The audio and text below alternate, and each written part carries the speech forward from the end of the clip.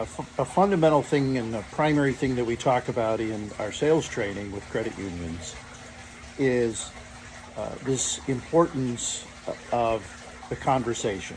Okay, it's not necessarily skills and behaviors. It's not a process per se. It's not tricky or fancy ways of saying things. Certainly not that. It's all about having a conversation, a constructive conversation with your member. And, as a quick aside, I think that comes from confidence. And that's why practice and role playing and, coaching or observation and feedback coaching is so vital to the success of sales training. People have to feel confident in having these types of conversations. Okay?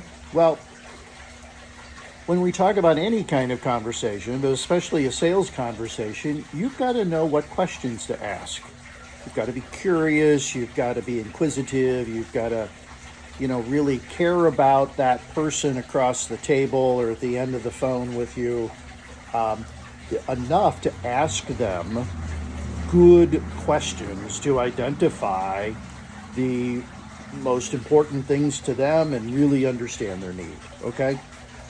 Here's a question that we encourage our credit union people to ask, and I'll talk about it after I give you the question. The question is, how can we or how can I help you, Mr. or Mrs. Member, realize your financial goals?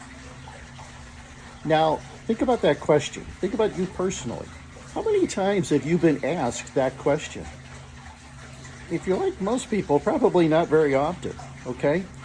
And that's one of the two primary points here, is asking that question is going to make your member basically stop in their tracks and say, whoa, wait a minute, I've never been asked that before. This person, this credit union representative is different than anybody I've ever talked to before, because nobody's ever asked me that question before. Okay? There's power in that. Differentiation. We talk about that in a lot of different applications at a macro level, but here's an example of how at a micro level you want to differentiate yourself. You want your member to think of you differently than every other financial institution employee they've ever talked to. Okay? All right, so that's the first thing about that question that makes it so significant. Here's the second thing about it. Most people that you ask that question of or to, we just acknowledge they've never been asked it before, therefore, they're not going to have a good answer for you. They may say, I don't know, I've never thought about it before. Or they may say, goals?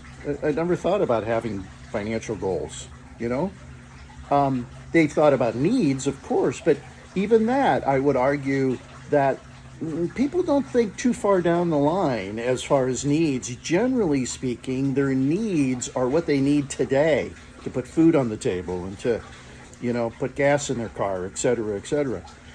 But they don't think about need as, well, what do I need to get into that first house? Or what do I need to save for retirement or to set up accounts for my kids, etc.? They've never thought about it before. And there's distinct value in that as well, because now they see you in more of that advisor role, not a sales role, not pushing a product, or even for that matter, pushing the credit union on the member. They see you as an advisor because you're getting them to think different. You're getting them to think deep. We refer to that as a deep question. How can I or how can we as a credit union help you reach your financial goals? If you ask that question of every member, even if they don't have a good answer for you, you've already put yourself in a position of trust and prominence in their mind that's going to pay dividends down the road.